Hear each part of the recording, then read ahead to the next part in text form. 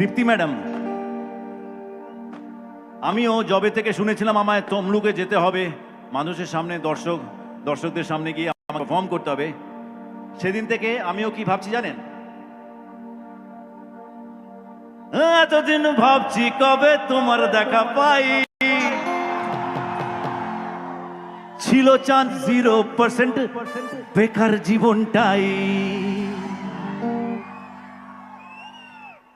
ছিল না ঝিনচাকাচাক suit boot R tie,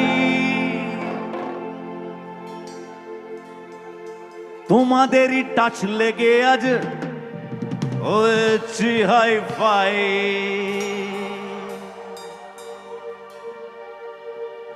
my love, you are my love. Sorry Chanchal.